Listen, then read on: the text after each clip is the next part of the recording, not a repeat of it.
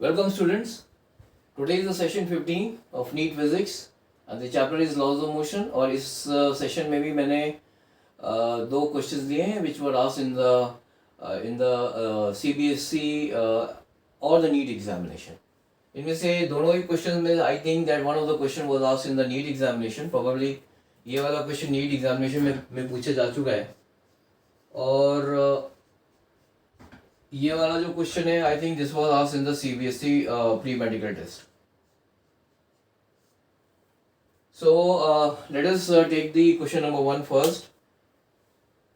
तो the question number 1 में लिखा है कि a bullet is fired from a gun. The force on the bullet is given by this expression where F जो है this is the force. This force is in newtons. F is in newtons and the time that is t. It is in seconds.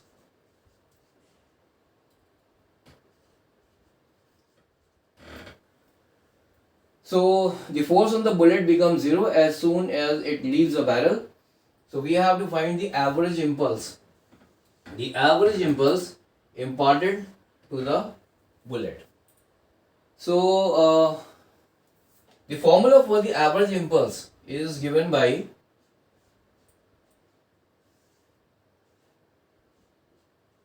F dt.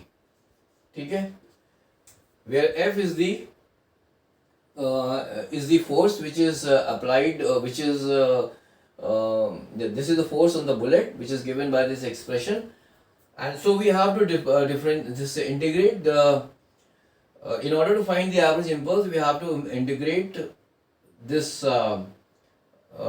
value from 0 to t. Now we have to find the value of t. T की value हम कैसे निकाल सकते हैं? यहाँ पे लिखा है कि फोर्स ऑन द बैरल और sorry on the force on the bullet becomes zero as it leaves the barrel. तो इसका मतलब ये हो गया कि जो 600 है 600 minus 2 into 10 to the power 5 t, ये आपको जीरो हो गया. ठीक है, सो इसको हम ये लिख सकते हैं कि 2 into 10 to the power 5 is equal to 600 और it can be written 6 into 10 to the power 2. ठीक है, sorry 2 into 10 to the power 5 t. ठीक है, ये so it implies that t क्या हो जाएगा? t will be equal to, और ये इसको हम नीचे लेके जाएंगे, so it will be 3 into, ये भी 5 जो है 10 to the power 5 नीचे आ जाएगा, ये 10 to the power 2 है, that is equal to 3 into 10 to the power minus 3 seconds. ठीक है, तो t की वैल्यू हमको आ गई. F जो है वो हमें दिया हुआ है, that is equal to 600 minus 2 into 10 to the power 5t. So हम इसकी ये जो वैल्यू है F की यहाँ पे लगाए यूज करेंगे and then we will integrate this function from 0 to t, that is from 0 to t की वैल्यू हमारी आ गई, that is 3 into 10 to the power minus 3 seconds and then we will find the value of the average impulse. So यहाँ पर मैं जो t है, t की वैल्यू मैं यहाँ लिख लेता हूँ जो हमें मिल गई है, that is equal to 3 into 10 to the power minus 3 seconds. And then I will just now rub this in order to solve the question. अब यह हम करेंगे, यहाँ पर ये 0 मिल गया, t है 3 into 10 to the power minus 3, f की वैल्यू है 600 minus 2 into 10 to the power 5 t dt. So the average impulse हमारा यहाँ पर आ जाएगा which is equal to 0 3 into 10 to the power minus 3 600 dt minus 2 into 10 to the power 5 t dt. और ये हो जाएगा आपका from 0 to 3 into 10 to the power minus 3. ठीक है,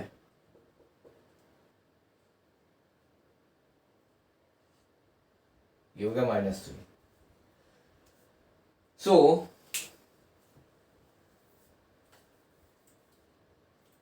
ये हो जाएगा आपका, अगर मैं यहाँ पे लिखूंगा then I will be equal to, जब इसको मैं आपको ये इंटीग्रेट करूंगा तो I will get 600t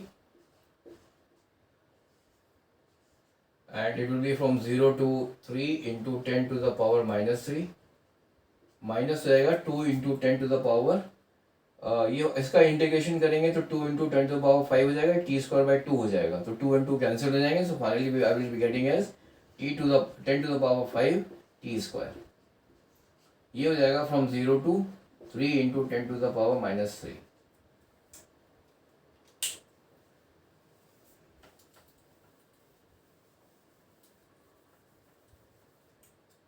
so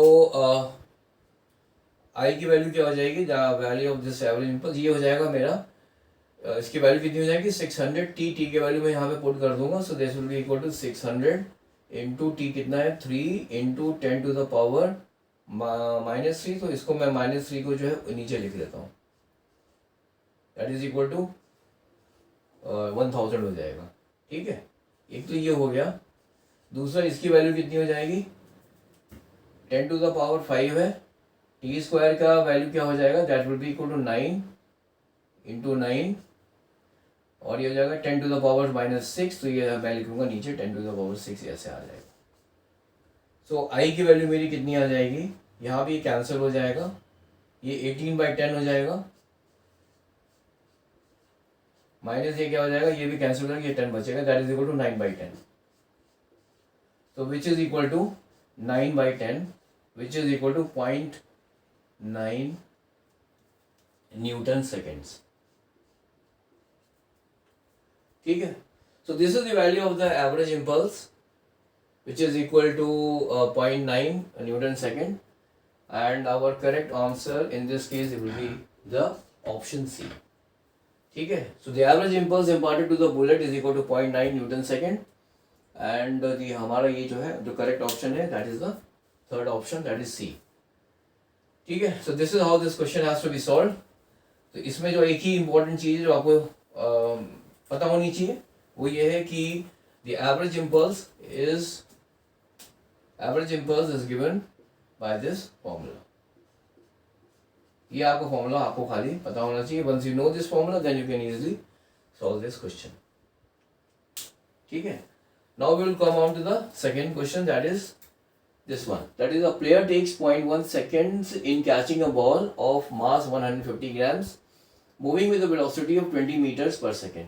The force imparted to the ball is, ये हमें निकालना है। So इस केस में जो इनिशियल वेलोसिटी बॉल की क्या है, वो है आपकी 20 मीटर पर second.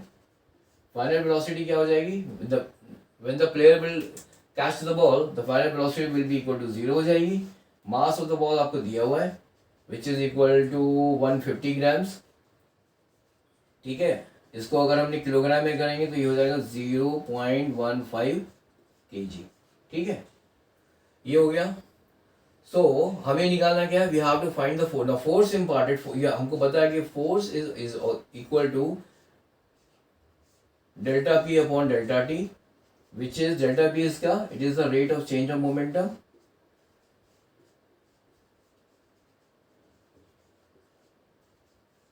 Rate of change of momentum, और यहां पर जो डेल्टा टी है this is the time duration. तो टाइम ड्यूरेशन यहाँ पर हमारा है 0.1 second, that is this player is taking 0.1 second in catching a ball. ठीक है, सो इसी फॉर्मूले को हम यूज करके we will solve this question. So the rate of change of momentum मेरा क्या हो जाएगा, मास कितना हो गया, मैंने लिख लिया है 0.15 हो गया, that is equal to that is m1v1 minus m2v2, जो फॉर्मूला है उसको यूज करेंगे। सो मास को मैंने कॉमन कर लिया, और यहाँ पर आपका हो जाएगा इनिशियल वेलोसिटी इसको 20 माइनस 0 कर देंगे। ठीक है, तो what is the rate of change of momentum is equal to, ये होता है m(v1) हो जाएगा माइनस m(v2), ठीक है, डिवाइडेड बाई डेल्टा टी, और यहाँ इस केस में होगा मेरा ये हो जाएगा, हम mu भी लिख सकते हैं या हम इसको लिख लेंगे mv। This is the initial velocity and this is the v is the final velocity, so m common ले लिया which is equal to 0.15 kg and that will equal to 20 minus 0 divided by delta t which is equal to 0.1 second. ठीक है, so this is the force imparted by the ball, and now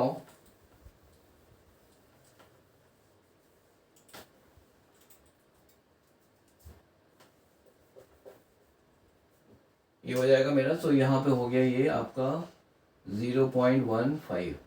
हाँ, so the force imparted by the ball will be equal to 0.15 into 20 divided by 0.1.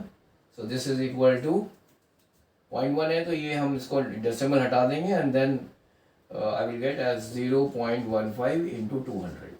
ठीक है, so the average, that is the force imparted by the ball, will be equal to, ये हो जाएगा आपका 30 Newton's. ठीक है, तो यहाँ पर जो हमारा ऑप्शन जो आएगा, जो करेक्ट ऑप्शन आ रहा है वो आ रहा है, this is that is the option C. ठीक है, ऑप्शन सी यहाँ पे करेक्ट है. That is the force imported by the ball will be equal to 30 newtons. तो यहाँ पे इम्पोर्टेंट जो चीज़ है, आपको you have to remember this formula, that is the force imparted is equal to delta p upon delta t, where delta p जो है this is the change in momentum and this is the time duration. इसी फॉर्मूले को use करके हमने ये वाला question solve किया है. so this is the important formula which you have to remember. ठीक है, so this is all I have for this session 15, and in the next session, that is in the session number 16, I will be taking up a couple of more questions from the same chapter. So thank you very much for joining this session and have a nice day. Bye.